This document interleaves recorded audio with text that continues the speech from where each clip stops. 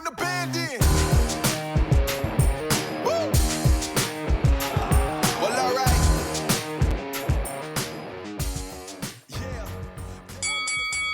All right, guys, welcome back to another edition of Between Rounds. Today we've got one of my favorite people on the fight team of all time. We got Scott Hot Sauce Holtzman. We're gonna go over one of his favorite fights of all time here. Who are we fighting? Alan Patrick, the guy was 15-1 coming to this matchup with Scotty. He was 5-1 in the UFC. Like a dangerous guy, had been injured a little bit, so hard to tell where he was at. And by the way, Hall of Fame Lab Elite Hall of Fame member. You forgot that. I think. You guys, anyway, Mr. Scott Holtzman. Yeah, happy to be here. I appreciate you guys. Big fan of the podcast and all that, so kind of special to be on here. Yeah, man, we're excited to have you here. So tell us, like, how are you feeling about the fight? Is there anything you remember before the fight that got you here? Yeah, I think so. You know, I was on the brink, I think maybe 5 or 6 fights in the UFC, maybe in. Starting to feel some of the pressure, buzzed through a contract or two, starting to feel some of the pressure from the UFC and the fans for finishes and exciting fights and all that. So, and I believe this card was the Conor McGregor-Khabib main event. I think maybe still the biggest card of all time or one of them. It's up there. Yeah, that's right. So a lot of pressure for that too, which was a big deal. And I just remember this guy, I think he was 6 foot tall, 15-1. I remember as hell. Awkward, but I remember at the weigh-ins, he stepped off the scale and did a backflip. Yeah. As I'm walking out, and for some reason it made me mad. So I come. Oh, you're gonna clown me, huh? Yeah. So I come running out, and maybe I get on the scale as fast as I can and run over and just shove him. Because it's like a soccer match in the arena. There are Irish fans, Russians. The Vegas energy was nuts. Do you remember? Crazy. Like the Irish fans were climbing the poles in the MGM. Yeah. Like get up and Literally. No, just in the lobby. just Yeah. doing Drunken Irish crazy fuckers all over the place. Yeah, it was nuts. Yeah, It's your people. It was, no shit. Yeah. I mean, that's what it felt like, a soccer match, one of those. But yeah, a bunch of pasty white redheads just like me out in the. So I think maybe they decided to embrace me. I don't know. But That's crazy though about the weigh-ins, because like some weigh-ins, you have a couple hundred people. This one, Conor and Khabib, you've got hundreds and thousands of people. Well, it sold out. full. Yeah, they sold out because when Benson had fought, he was on the prelim, not the prelims, but he fought Mark Bocek. But Jake Shields and GSP was in Toronto, and they had like 15,000 people there, and it was one of the biggest weigh-ins ever until this one, and it sold out the MGM. That's crazy. They filled up the MGM. That's so cool. Like for you, such a cool experience. Yeah, incredible. And two, I remember, you know, I just had my first son, Hayes, kind of right before this fight, and I was away from him for the training camp, and I just remember every day just this different motivation, and me just thinking about him and wanting to just not lose. Just so much pressure to not lose. It was so different and a different feeling, and it was kind of comforting too, because it was like other people were relying on you too. So it made it that much more urgent.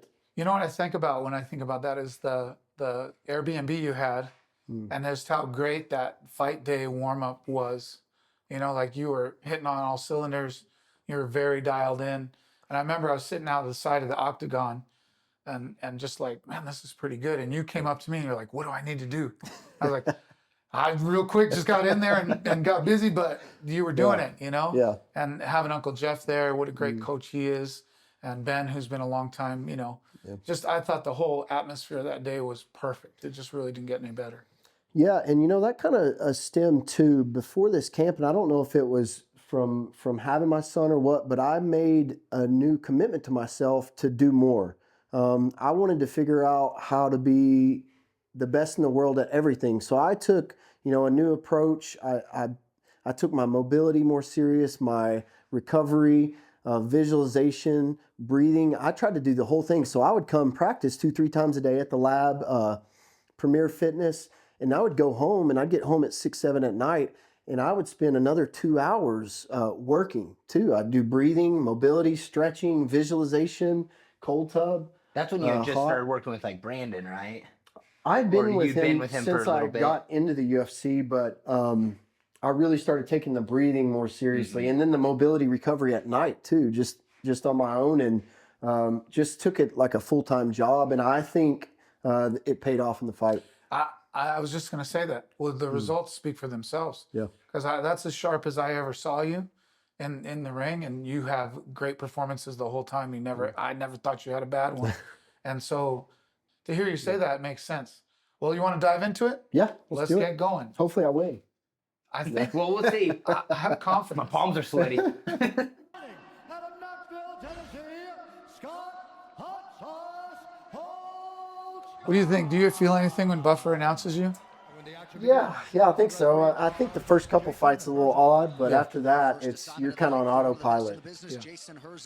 You got to get ready for some animal to come at you here in a minute. Better be focused. That's my least favorite part of any fight, is the announcement. Yeah. Because everything's going, I'm like, oh, shit, it's happening again. I thought right off the bat you established good footwork getting outside of his leg, and it had him guessing. Well, I had to be real careful because he's so long, and you just never know. These guys can hit you from way farther than you're thinking they can. So I remember just needing to make sure that I controlled range. He stuck him with his hook. Oh, goodness gracious. Like right off the bat. That was a good little setup, too. Throw that 1-2 out in space, step in on that big hook. One thing after training with you for so many years is just how good your footwork always was. Like, that's just something that I've tried to emulate over the years because I get a little over myself in that wrestling stance, and you always kept your feet under you super well, especially during this I fight. like that. What? You got that spinning kick didn't mean nothing. Yeah, that was something I tried to do whenever somebody landed something good or hurt me. Just kind of let them know, hey, I'm here for it. I'm still a dog. So. Picked a fantastic gym, the MMA lab. Oh, yeah. That's the Yeah, vintage. that's keeping your feet underneath there. Yeah. About chucking ourselves over. You're going to get some of those from me every fight. Put his will on Alan Patrick. You said that to me before one of my fights one time. You're like, hooks till somebody falls. Yeah. And I believe that first left hand. So Benson cut me kind of through my headgear 2 weeks before this fight. So I'd gotten the stitches out on fight week. So I think either that or maybe a headbutt opened that cut right up. So I was bleeding pretty early. Uppercut was a nice idea. His footwork is weird because of his capoeira background. You know what I mean? You think you were pretty accurate in this fight. You really miss a lot, but I find that kind of amazing because how weird he is with his movement. Yeah, and I had to work really hard on the feints too because I had to keep him from coming forward all the time and setting up with his footwork. So I feint a lot of short shots with the hands and then the feet and the head too. So yeah, I had to, and I needed to keep his back on the cage. So mistake there. I like them jumping hooks. I do too. We practice those. Well, and speaking of like the awkwardness, like, he feints with his hips so well, so you can tell you're using your feints to get in when he would do that. But then when he threw everything, his range was so weird because he'd step his back foot forward on almost every cross to gain another foot. You know, so it just did a really good job utilizing his awkwardness. Well, and moving your head really well on his long too. Like you had really good head movement on this. He's not landing any of those. Yeah, these are giant lightweights. Ooh. Look at that. Head kick, Holtzman. Yeah, little head fake, and then he decides to mirror me there. You're like, it didn't mean nothing. Yeah. Look at that sprawl, too. I used my one good sprawl my entire career for this fight. I feel like this first round set the tone for the rest of it. Like he felt like he was going to have to do something drastic to get to you, and your right inside kick, your right high kick, and then that two. That step That back. pull two is like money the whole fight, and it turns into a theme for the rest of it too. How do you feel in the clinch? Do you feel strong at all? He didn't feel that strong, no.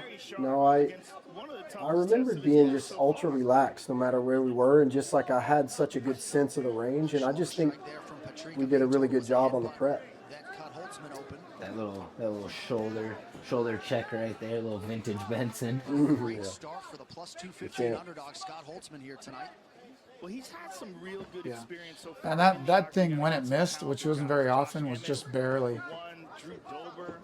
You know, so he's. But the good thing he's it was seen a doing lot of was it was different making looks. him miss every He's single seen time some because he hit that almost really quarterback, good, that two-step well-rounded drop, fighters. and then you were ready to fire. But that inside kick was sick because when he comes with everything. So you'd catch him inside and he'd be off balance, couldn't follow up with anything good. Yeah, you know, I leaned on my athleticism a ton. That got me really far. But with him, it's like, hey, we have to disrupt his base. He's gonna throw big punches from far away. He needs his feet. So we really need to feint. We need to take his lead leg out. We need to keep him off balance. These are things that the average fan wouldn't realize that you were No. doing either. Right. And then part of the goal too, I'm starting to remember as we go through was, hey, let's just make him miss a whole bunch early, especially early on. Make him just make him miss, even if we don't make him pay yet. It'll start to frustrate him. That must be a nice quality to have, to be able to make people miss. Yeah. I tend to not do that. You like block everything. They feel like nothing's going to work against this guy. Well, he threw the Benson at you at the end. Yep. And I remember starting to see that come and going, oh shit, and having to lean back, and luckily it missed. You know, again, I really feel like you set up the rest of the fight with your footwork, not getting hit, and then those three things. I thought, revisiting this fight since we had talked about doing it, but that inside kick was master, like it was awesome. That's a 10 out of 10. And then that pull right or that scoop back right, whatever you want to call it. I mean, that was the fight. I was surprised how durable he was. That he could take the shots. Not quite yet. But the other common thread was when you got him on the ground, I kind of thought he was going to be more dangerous. You know what I mean? We had talked about it. The Brazilians, you always imagine that they have the trickiest guard ever. But the way you dominated him and landed hard shots. Like, hey, When finishing he hit the this ground, fight shots. it was terrible for him. How'd you feel about that? Yeah, I thought so. Again, it was like, man, we're on the ground and he's supposed to be, you know, he's a black belt. I think had a high level coach, and then we'd get there and I'm like, is this it? Or is he setting me up for something? Am I about to walk into a trap here? What's going on? I mean, he's just let me control inside. He's letting me hit him. He's letting me posture. What's about to happen? What were your thoughts after round one? How'd you feel? Do you remember? I just remembered feeling like I was controlling the fight. I remembered feeling oddly relaxed, not tired at all, just dialed. I remembered just thinking there's no way that he can ever do anything to hurt me or touch me. Yeah, that's And again, like with the inside kicks, the pullbacks, all of those traditional things that staying outside his lead leg, traditional things that you could do against a explosive, taller southpaw. And a lot of that stuff, I almost preferred fighting southpaws because I did so many rounds of Benson. Yeah. Just thousands of them. Thousands. And I was like, oh, good, a southpaw. Perfect. I would rather Like, fight I got a one of the southpaw. best. I got one of the best ever to do it in Most the gym. people hate it, but man, I preferred it after a while. No, I didn't like it because I didn't know how to move my feet yet. And then I do rounds with you, get pieced the fuck up. Yeah. And shout out to Uncle Jeff for the footwork, man. We worked on that, since the beginning. Yeah. So That shows. Let's do round two. Let's see how that one goes.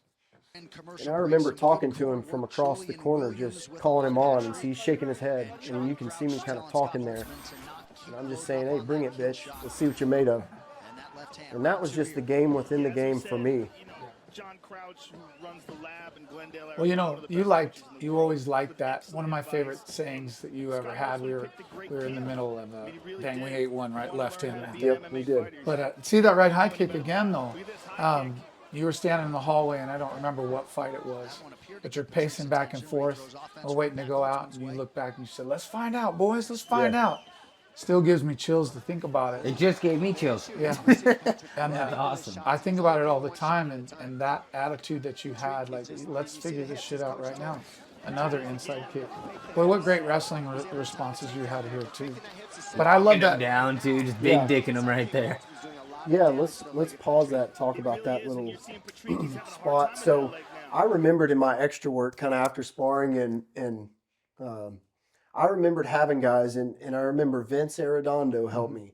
I said, hey man, throw a punch and run at me. I don't care, run across the cage at me like a wild man, and then I'm gonna sprawl and hit my whizzer, and then put your head on this side, and then switch your head back to that side. So he'd blow me off my feet, and I'd turn towards the head. I'd belly down. I'd get my whizzer. He'd switch his head.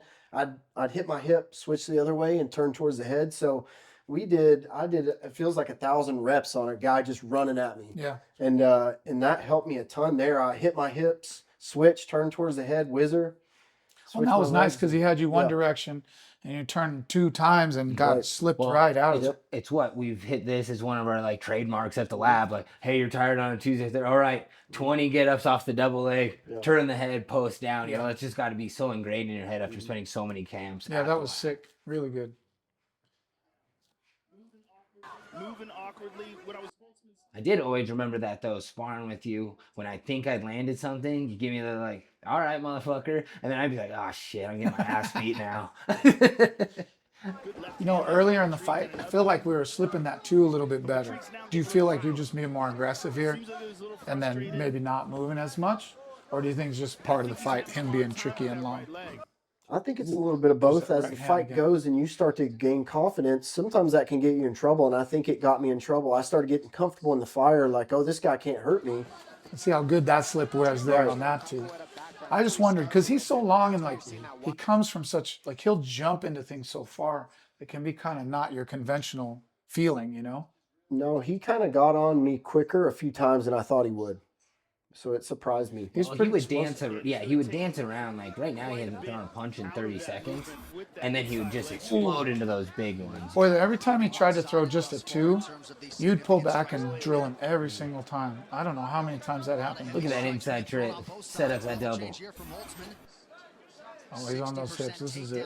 Sorry, buddy. You got to go. Sorry it had to happen to you, but it's going to happen. Shout out Vincent Henderson, who's had his hands locked underneath my butt. Most Driving of your my career driving me into the cage. driving your soul out of you. You know what? I thought you did a great job in the other position here too, but getting square and putting the guy flat on his back so he can't. Thinking his hips right here on Yeah. the butterflies. Nice response here too on the leg. Yeah, I think a lot of guys, they settle in once they get that takedown and start to bury their head. And, you know, I just remember, let's try to posture up and do some damage right there right away. Which, oh my god. Can you imagine being underneath that? That's a nightmare. I'm stuck with my head on the cage, just eating fucking elbows. Those are hard too. Yeah. Like, again, shout out to Alan Patrick for taking just massive amounts of I don't know if he even got cut. And I mean, some of those, No, look at him. He still looks okay. that would probably kill an everyday person. Yeah, I think it would. Yeah. And that's a good get up there from him. Just push off and He uses the switch here good Yep. to get up and off. So long too, Yes. he can off balance Scotty's hip right there. well, I remember thinking, okay, that's the end of my wrestling prowess. Let's let him up. He's done a pretty good job. You're like, I'm not trying to gas myself wrestling. I'm out of chain wrestling. That's it. That's the end of it. Oh, there we go. Yep. That's the hillbilly heartthrob. Yeah. Yeah, and that's that's me when I start to get a little winded, and I just remember thinking, keep pressure on him. He'll break, keep pressure on him, but then you start taking some unnecessary risks like that. Well, then you gassed yourself out, Yeah. chucking hard right there. Right? It takes a couple seconds to get that back. Well, I got my money's worth. Every single, You did. yeah. So hard not to grab the cage right there. He's so square wrestling here. It's like, it's like not trying to get off the cage, which is not the right thing. You know, obviously you want to fight your way out of there.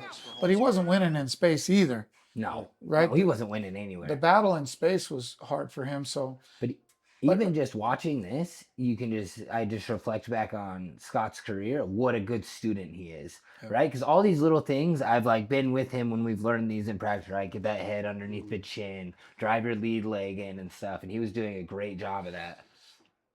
his crazy monkey approach to his last 30 seconds made me think, was he not tired? It's crazy.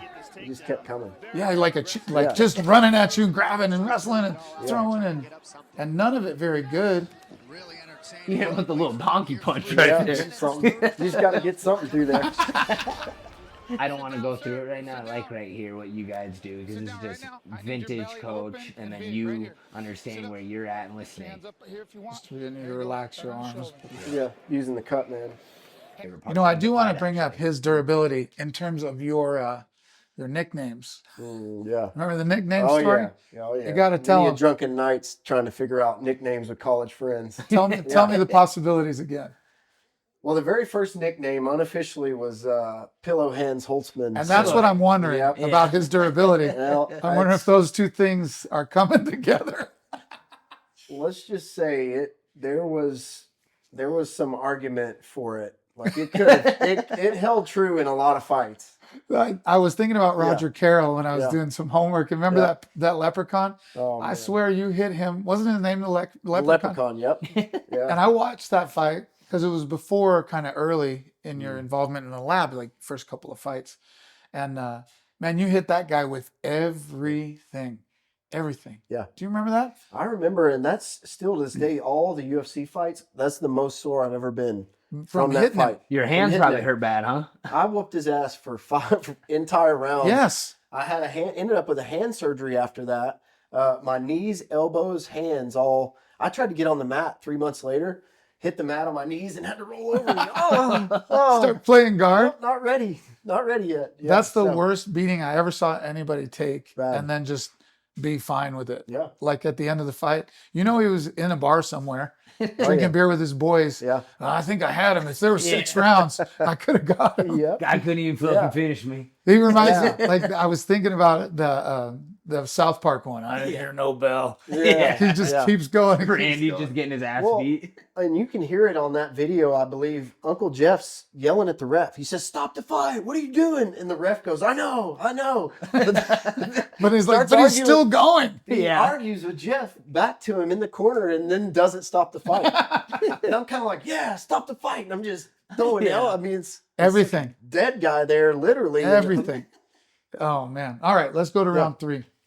I do like the pillow hands. I had to give you a little bit of a bad time.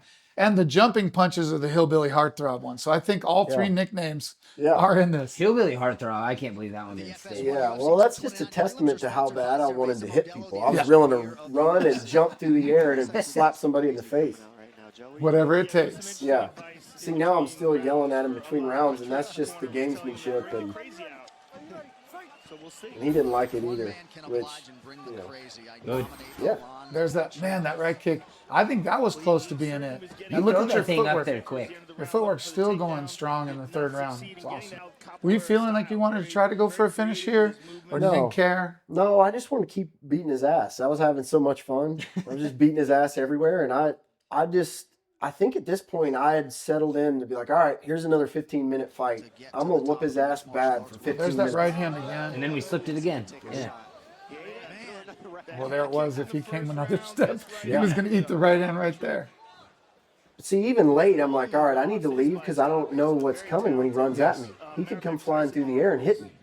So I'm still being patient. And then when you know you're up 2 rounds, you get so much more cautious. You're like, just don't give up one bullshit shot. Well, that's our sport, right? Like you can't give up a kickoff return for a touchdown and keep playing. This is a guy whose first martial art was Boy. jiu-jitsu. And there's still with the feints, still Little hillbilly Wild heartthrob right there. After his 35th birthday. take his beak off. But like you're still moving your feet, doing a great job making him guess. Yeah. And he still hit me there. Yeah. I had to let him know he didn't hurt me, but he hit me again. Yeah. Didn't always work in my favor. Yeah. This two is so good, Scott. Time, and that's allowing Holtzman to land those inside kicks and the big punches on You the see, you're just waiting for it again, too. Yep. There we go. Buckle his ass. Those are hard shots. Right there. And he just eating him, man. And I just remember thinking, man, I just don't know what else to do to finish this guy. Well, John Anik's saying right here, he's like, he's going to get knocked out. He's going to get knocked out, and he's still grabbing, reaching for you. Nice.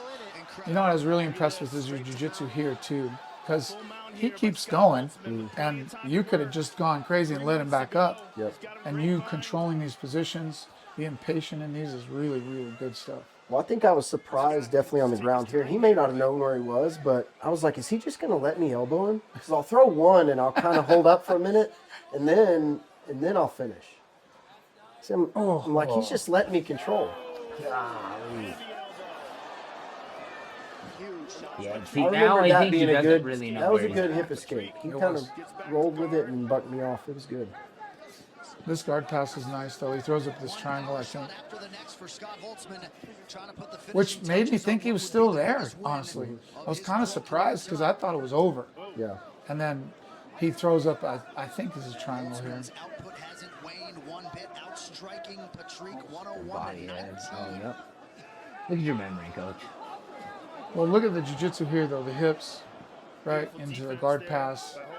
This guard pass is sick. Very super technical for an MMA fight. You know, that kind of double threat, either going under one side or over the other. And once he commits, he's pushing you away, and you just sit through. Sick. Yeah. That's black belt Scott. Don't I talk was to him like I he was doesn't know what chirping he's at the doing. ref there because he was inside my glove. And So- then right to the mount. Steps over right in full mount again. Look at that. That was like that Tanquino pass. Yes. Right Yeah. there, sent to your And we head. remind you what Scott Holtzman doing here to a guy who came in Smaller than right 15 here. and 1 overall. Well, Holtzman's just been And he weathered this very, longer very than I sharp remember with when I was watching it exactly his now. fundamentals. I mean, he keeps his hands up. Yeah, I he remember being shocked live and then watching again. I'm like, dang, those shots are landing clean. Oh, that was it right there, though. I thought I wanted to kill him, huh? Holy cow! What a performance! How good was that feeling?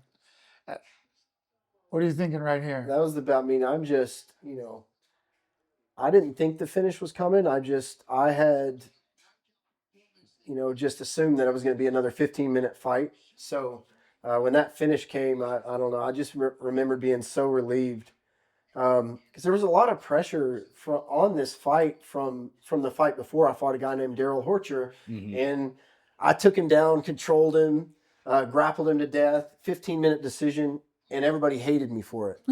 The UFC almost shunned me. The fans booed me. They booed me out of the arena. And so this one, I was like, I need to finish. Yeah, but I just remembered some on the ground too, just, where we had ingrained those fundamentals so much, me being tired, but still being able to work through it and just thinking, well, he's not controlling my hands at all. Yeah. He's not controlling inside. He's not doing any of that. All right, let's fire some elbows. Let's let him rip. In all 3 rounds, those ground shots were super hard and well placed. Like they were accurate and hard. Again, like not to beat a dead horse, but that guy took a lot of shots, surprisingly amount of shots. But I was so impressed with at the end of the fight, well, I mean halfway through the third, but you guys have been fighting hard for 10, 12 minutes, and your jiu-jitsu was so good and so controlled. Man, what an awesome finish. When you're conditioning to get a finish at the end of the third is tough because I know in my head going back, if it goes out of the second, to myself, I'm like, oh, this is going the distance. Yeah. I'm like, I don't got the nuts to get a finish. And you hit him with some of the hardest shots of the fight in the third. So Cleanest, too. just a testament to your shape at that point. All the extra work paid off. So when you're walking out of the back, what are you thinking about? Hayes probably, right? First? Yeah, I think so. I think wanting to just chat with the family, just being relieved. I think just relief that it's all over, because it's a, months and months of pressure and hard work and getting beat up by Benson and, all this other stuff. So I just remember being relieved. Gosh, what a great performance. Well, and two, and it shows where I jump over at the end. So many of the losses, when I looked back on them or even in the moment, I almost didn't care that I lost. It was about the coaches and the guys around me and the training partners. So I think me just being on autopilot and jumping out of the cage and going to hug you guys, I just was happy that hopefully I had pleased you guys. Because it was always about the people around you when you lost because you let them down because they put a lot of hours into it. So that was probably a little bit of that too. So I know that I was thankful for that. Like the worst and best part of fighting. You hear that? You get to show everybody that you did it and they love you and you love them for it. And when you lose, you're like, fuck, I let down everybody. Right. Like, And that's something that you saying that's a common thread of fighters that have lost fights. Their first thought is, man, I'm so sorry. And that is not what I'm thinking. I'm like, man, I'm so proud of you for your effort. Like it's such a dichotomy between winning and losing in this sport, but the common thread and something that's made you so great is your connection to your community, your family first, your teammates and your coaches next, and then whatever else is outside. But it's always been one of my favorite things about you. It's been fun to revisit it for sure. What you think, Michael Stud? oh, loved it. Didn't Like you I said- always beat Scott in the practice room? You were saying that the other day. Yeah, all the time. If Scott had $1 for every time he beat my ass, he'd be a pretty rich person. Yeah, he probably wouldn't be doing our podcast. He'd be doing Yeah, he'd be out on a yacht somewhere. He's had his moments, I promise you. humping my leg. Yeah, yeah, I'm pretty good at that. I'm like a little chihuahua. Hey, you team me up. We're not going anywhere, bud. You can get out of here. You can hit me again, but Yeah. not if you can't. Yep. I remember he said that to me one round. It was like his third round, so he was tired, but I was still pretty new in my career. All I knew how to do was wrestle, and I got on top. And so I was like, "Why don't you let me up and see what happens?" And I was like, "I'm not falling for this again. I've done it before. I've been here before. Yeah. Well, I was telling this story maybe last week in the gym. I'm like, yeah, out at the lab, so many good wrestlers, Division 1 and 2 and champions and all this. And, on Tuesday, Thursdays was wrestling, and they'd fuck me up so bad. I'd battle, but I just didn't have that pedigree of these guys. And while they were beating me up, I'm like, tomorrow's striking only. You know that, right? Tomorrow's striking You only. making that Happy Gilmore list, the Billy Madison in your Right. lipstick at home. And I was a dick about it too, because we competed hard. But I'm like, no, I'm not letting you. I'm fucking you up. See, but then entire 5 minutes, I'm not letting you off. You can act like you need a rest or whatever you want. I'm going to push you down. I'm going to push your head down, and that was a common thing. I mean, we competed hard, but I kept a mental list up here. What's funny is I did the same thing. Yeah. So it was just a Just vicious. opposite. It was Oh, just yeah. a vicious cycle. I'd get my ass beat on a Wednesday and be like, okay, we'll Yep. see you tomorrow. Yeah. You're not getting up. Yeah. That competitiveness is what has made you guys great at it and continues to make people great. You have to be competitive. You have to want to get some back. And man, you were a monster. Well, I think competitor was, my kind of MO. Yeah. I started late. I didn't have a combat sports background. I ended up in the UFC with guys that were Division 1 All-Americans, and me, no business. I'm just an athlete, and I love to compete, and got in there and slung some leather with the best guys in the world, which was on some of the biggest stages, which was cool. Yeah. And being part of the lab is one of the reasons why I was able to do that. Well, I like to think that too. You come and remember when you first started, like you probably remember it better, but I remember you asking, didn't Varner bring you out? Didn't it start with Jamie Varner? Yes. Yeah, I found out about the team from Jamie Varner. And then That's a funny little roundabout way of finding out Yeah. about it, huh? well, and Scotty Yeah. came in, and at the time, I think Ben was the champ, or he was getting close He to it. was the champ. And so we were getting a lot of people visiting and wanting to kind of see what was going on, how he'd become the champion. And you were super cool, like really polite, and you behaved right, because there's been some knuckleheads that had come in the room too. You're like, hey, I just want to train for a couple of days, and you were great and liked it, and you're like, I'm just gonna stay through the weekend. I'm like, yeah, it's cool. And then after the weekend, you're like, can I stay for a couple more weeks? And I'm like, yeah, of course. And then at the end of the 2 weeks, you're like, I'm gonna stay till the end of my camp.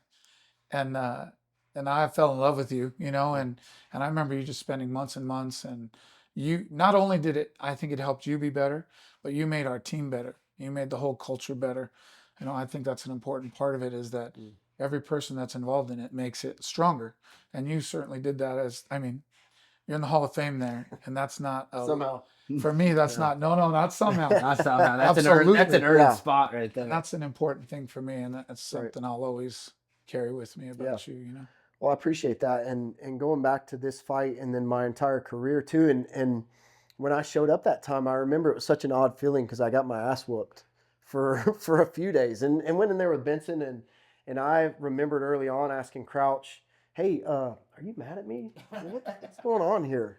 He sent Benson in, Jamie Varner, Joe Riggs, maybe, an entire firing squad. I think that's his first And 3 these rounds. these in a are row. 3 rounds. It's like your last round's Joe Riggs. You're like, what the I hell? just remember looking over like with this glare at him, like, hey, this fucking fat dude over here.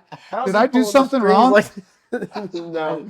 I think that's how you know that he likes you, because I did Yeah. the same thing to Yeah. one time. I go, what did I do to you? Yeah. Like, I don't deserve these ass beatings like this. I wish he'd get his ass in here with me. Yeah. As long as you're the fourth, I'll do these three. exactly. But I think in my entire time, and I struggled on the way up, just trying to figure it out like everybody. We're all young and trying to find our way and doing what we think is right. But when I started getting into the UFC, you kind of take two paths. You either do the showman deal where you can build a character and get a bigger following and make more money down the line, or the road that I chose was like, man, you know what? I'm gonna probably have kids one day, and they're going to see these interviews out here. I think I want to do it the way where I can be proud of it. And when they see it, I'm going to know when I look back that I didn't cut any corners on it. I did it the right way.